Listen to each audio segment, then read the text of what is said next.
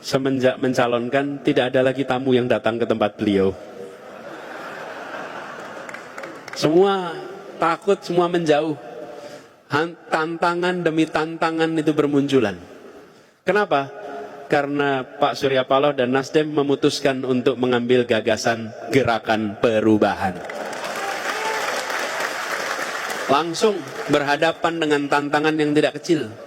Kalau mau hidup nyaman enak, cukup duduk-duduk tenang, mengikuti rombongan hari ini, pasti nyaman. Betul tidak?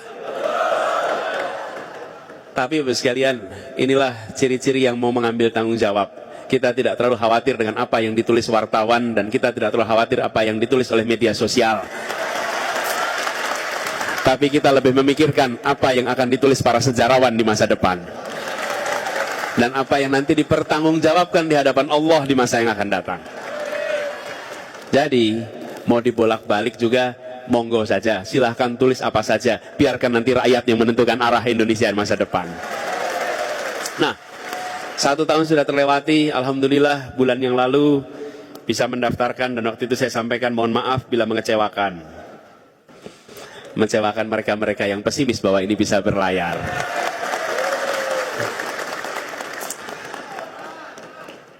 Jadi sekarang alhamdulillah seperti terpampang di atas sana. Ada Partai Nasdem, ada PKB, ada PKS, ada Umat. Insya Allah 4 ini akan jalan sama-sama ke depan. Nah, untuk kita berbicara tentang perubahan, bicara tentang menghadirkan keadilan, sekalian, saya ingin meneruskan juga apa yang disampaikan Pak Dahlan tadi. Indonesia ini berwarna-warni. Dan baru kira-kira seminggu yang lalu, kita memperingati peristiwa Sumpah Pemuda. Apa yang luar biasa dari Sumpah Pemuda itu? Menyatakan satu tanah air itu biasa. Menyatakan satu bangsa itu normal. Tapi menyatakan satu bahasa persatuan itu membutuhkan keikhlasan yang luar biasa. Itu membutuhkan kemauan untuk menerima. Bayangkan bila, ini kita lagi di Solo nih sekarang nih. Kira-kira utusan Jong Java waktu itu, di kongres itu, ketika pulang kampung misalnya dari Solo, sampai di Solo ditanya tidak sama tetangganya, sama teman-temannya, jenengan ini pripun toh, kok malah Melayu itu loh, bahasa Melayu, lawang bahasa paling banyak itu penggunanya bahasa Jawa kok malah tidak mengusahakan bahasa Jawa menjadi bahasa persatuan, kok tidak mengusahakan bahasa Sunda, bahasa persatuan. Mereka memilih menggunakan bahasa Melayu karena waktu itu menjadi lingua franca. Dan apa yang terjadi? Pemilihan satu bahasa persatuan itu telah membuat hari ini kita bisa berjumpa siapa saja tanpa perlu penterjemah. Oh, itu diperlukan kemauan untuk menerima. Saya ingin sampaikan, bila masyarakat Jawa waktu itu tidak memiliki kelonggaran hati, kemauan untuk menerima justru bahasa yang jumlah orangnya paling sedikit, mungkin kita tidak punya persatuan. Itulah kebesaran masyarakat Jawa yang kontribusinya sangat besar bagi bersatunya Indonesia hari ini. Dikasih contoh bahwa jumlah terbanyak tidak harus kemudian selalu yang digunakan. Dan ini tidak dimiliki negeri-negeri lain. Ibu Bapak sekalian, lihat Uni Eropa. Uni Eropa itu satu negara sekarang, namanya Uni Eropa. Kumpulannya adalah 28 negara bagian. Kalau kita provinsi, negara bagian. Apa bahasa resminya Uni Eropa? Ada yang tahu? Bahasa resminya 23 bahasa, Bapak Ibu. Artinya apa? Kalau ada rapat-rapat di parlemen, di belakangnya penterjemah. Semua dokumen diterjemahkan dalam 23 bahasa. Seluruh urusan pakai 23 bahasa. Dan dijamin tidak mungkin punya pasukan perang yang kuat. Karena tidak mungkin komandan dan anak buah bekerja pakai penterjemah. Betul tidak? Saya sering menyampaikan, kalau dunia mau lihat di mana sebuah bangsa yang matang, datanglah ke ujung tenggara Asia. Di situ ada sebuah bangsa namanya Indonesia dan bisa jadi contoh untuk persatuan. Ini kita nih. Bagaimana warna-warni itu berkumpul jadi satu. Dan kita itu satu pertama, lalu kita jadi satu negara tahun 45. Lalu tahun 50 kita jadi satu NKRI. Sebelumnya belum NKRI. Sesudah ada mosi integrasi Muhammad Natsir, kita menjadi satu negara kesatuan. Lalu tahun 57 kita jadi satu wilayah dengan ada deklarasi Juanda. Dan sekarang satu yang berikutnya yang harus kita raih, sudah satu bangsa, sudah satu negara, satu kesatuan, satu wilayah. Satu berikutnya yang harus kita ambil adalah satu kemakmuran, satu kesetaraan.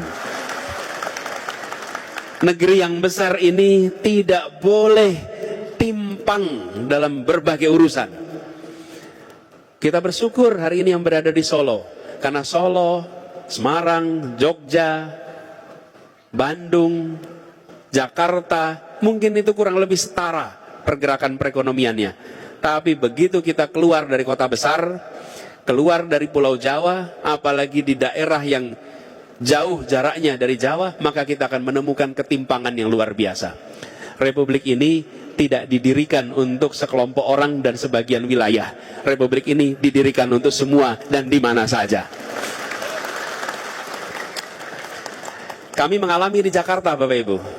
Ketika saya mulai bertugas di Jakarta tahun 2017, kami ditunjukkan dengan kenyataan bahwa Jakarta itu adalah satu-satunya kota besar di dunia yang bagian dari kotanya itu kepulauan.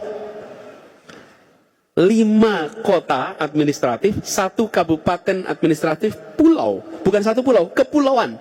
111 pulau dengan 11 pulau berpenduduk. Dan begitu datang ke tempat itu, mereka seperti bukan bagian dari ibu kota. Ketimpangannya luar biasa. Listriknya sulit, air bersihnya sulit, kebutuhan pokoknya mahal. Bahkan ketika ada yang sakit, maka sulit sekali untuk dibawa ke rumah sakit mendapatkan pelayanan. Tempat yang sangat timpang. Waktu itu kami katakan pada seluruhnya, bagaimana mungkin kita mengatakan kepada penduduk yang tinggal di pulau-pulau jauh, kalau yang tinggal di pulau-pulau bagian dari ibu kota saja tidak mendapatkan pelayanan. Diubah itu semua. Alhamdulillah kini kondisi kepulauan setara dengan kondisi daratan di Jakarta. Bahkan kalau kepulauan hari ini, kalau membuka air keran, airnya sudah bisa diminum. Kenapa? Karena teknologinya sudah canggih, bisa dipakai lebih murah. Semuanya, fasilitas pasarnya, kesehatannya, pendidikannya. Ternyata ketika sudah kami lihat apa yang dibutuhkan. Yang dibutuhkan bukan apa-apa, kecuali kemauan dan secari kertas serta selembar tanda tangan. Jadilah perubahan itu. Eksekusi langsung, asal ada arahan, asal ada perintah. Nah, ini yang kita harus kembalikan Bapak Ibu sekalian. Kita membutuhkan Indonesia yang tumbuhnya setara. Dan kita menginginkan Indonesia yang hukumnya tidak berat sebelah. Hukumnya adalah memberikan kesetaraan kepada semuanya. Setara ekonominya, setara pertumbuhannya, lalu ada kepastian hukum. Bila aturan hukum yang ada itu tidak memberikan kepastian, tapi justru memberikan ketidakpastian, rusak tatanan kita. Hari ini kita sering menemukan, bila tidak viral, maka tidak dapat perhatian. Betul tidak? Bila menyangkut yang kecil, maka landep. Bila menyangkut yang besar, maka bila menyangkut lawan, maka tajam. Bila menyangkut kawan, hukum tak kenal itu semua. Karena itu kalau lihat lambangnya hukum, itu ada seorang perempuan yang matanya diikat, ditutup. Supaya apa? Supaya dia tidak menyaksikan siapa yang sedang diadili. Tutup matanya, lambangnya, tapi prakteknya belum.